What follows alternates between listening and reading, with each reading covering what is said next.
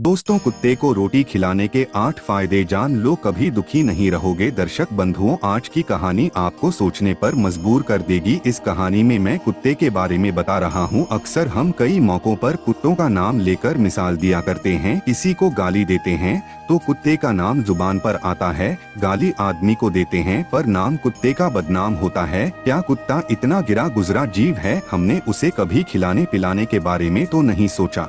चाहे कितने ही दिन से भूखा द्वार पर पड़ा हो, लेकिन हमें कभी उसका नाम इस्तेमाल करने में लज्जा नहीं आई। आपसे निवेदन है कि 5 मिनट का समय निकालकर इस कहानी को जरूर सुन लेना, शायद आपकी सोच बदल जाए। एक कुत्ते ने अपने जीवन की कहानी कुछ इस प्रकार बयान की है। दुनिया के लोगों, हम पर रहम करो। हमारा कोई घर नहीं होता, कोई आश्रय नहीं होता, कमाकर खाना हमें नहीं आता, हमें वस्त्र भी पहनना का ज्ञान नहीं है, इसीलिए सर्दी गर्मी वर्ष में हम ऐसे ही घूमते रहते हैं। हमें पढ़ना लिखना नहीं आता, आपकी तरह हमें अनुशासन नहीं आता, हमें आपकी तरह बोलना नहीं आता। यह हमारा दुर्भाग्य ही समझिए, पर हमें आपकी तरह भूख भी लगती है। चोट लगने पर हमें आपकी तरह पीड़ा भी होती है, हमें आपकी तरह रोना भी आता है। बस इन्हीं 3 कामों में हम आपकी बराबरी करते हैं, इसीलिए हम पर दया दिखाई हमें और कष्ट मत दीजिए। ईश्वर ने तो हमें वैसे भी कष्ट देकर ही भेजा है, ऊपर से आप लोग हमें परेशान करते हैं। हम आपकी तरह मनुष्य नहीं हैं, हम पराधीन जीव है। जब हमारा जन्म हुआ उस समय हमारे आँख कान बंद थे। कह नहीं सकते कि उस समय आपके जन्म पर जैसे नाच गान होता है, बाजे बजते हैं, खुशी मनाई जाती है। हमारे जन्म पर भी यह सब हुआ होगा। हमारे जन्म पर किसने खुशी होगी? हम जिस बिछौना पर थे वह रुई की भान नरम तो था, सर्दी बिल्कुल नहीं लगती थी। मैं मन में सोच रहा था कि किसी बड़े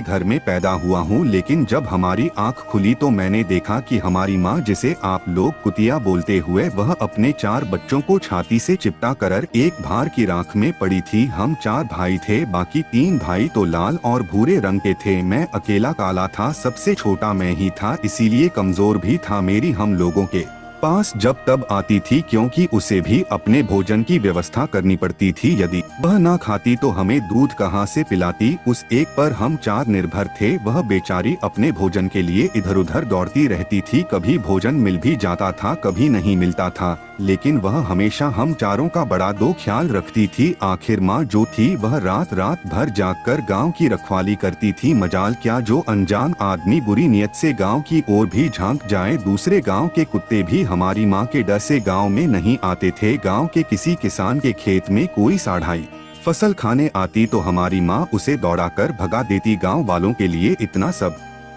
करने के बाद भी कोई हमारी माँ को स्वेच्छा से भोजन नहीं देता था। उसके लिए उसे मजबूर होकर छीना झपटी करनी पड़ती थी। कई बार तो लोग उसे लाठी डंडों से पीटकर भगा देते। बेचारी उस दिन भूखी रहकर पेट की आग से जलती रहती थी। आखिर भूख तो हमें आपकी ही तरह लगती है, ऊपर से उसे अपने 4 बच्चों की चिंता लगी रहती थी। आखिर माँ जो थी, जब भूख उसे चैन से बैठने नहीं देती और गाँव वालों का भी उसे देखकर हृदय नहीं पसीजता, तो बेबस होकर के उस लोगों के घरों में चोरी से घुसना पड़ता था और खाने की कोई चीज मिल जाती तो उसे खाकर अपने पेट की आग बुझाती। कई बार तो लोग उसे खाने की वस्तु ले जाते देख तो लाठी डंडे लेकर उसके पीछे पड़ जाते। कुछ निर्दय लोग तो कई बार उसे घर के अंदर बंद करके पीटते थे, हमारी माँ का बुरा हाल कर देते थे। क्या बिगाड़ा था उसने? सिर्फ अपने पेट के लिए भोजन ही तो चुराया था। चोरी करने का हमें कोई शौक नहीं है, पर पापी पेट हमें यह सब करने के लिए मजबूर कर देता है।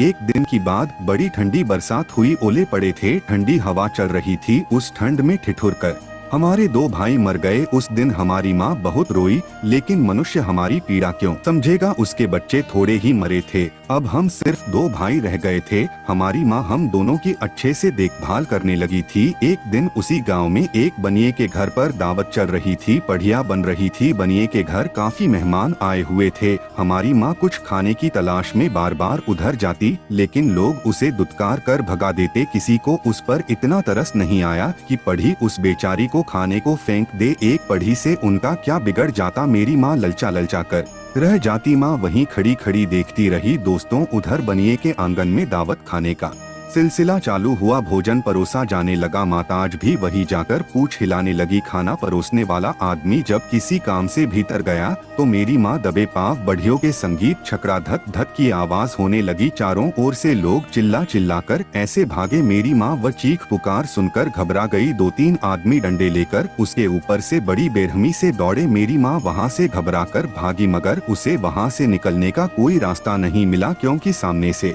लोग डंडे लेकर आ रहे थे। तो माँ, जो लोग वहाँ खाना खा रहे थे उनके ऊपर से होकर गुजरती हुई मोरी माँ रास्ते से बाहर निकल गई। मेरी माँ अपने निकलने पर इतनी हैरान नहीं थी जितनी कि उन लोगों को देखकर हुई थी जो वहाँ पर दावत खा रहे थे। वे सब उठकर खड़े हो गए। उन्होंने भोजन करना छोड़ दिया। कह रहे थे कि कुत्ते के लांघ जाने के कारण भोजन भ्रष्ट हो गया है। सब एक दूसरे से विचार कर रहे थे कि अब क्या किया जाए। खाना तो सब खराब हो गया। बेचारा बनिया फूट फूट कर रोने लगा। कुछ लोग तो यह भी कह रहे थे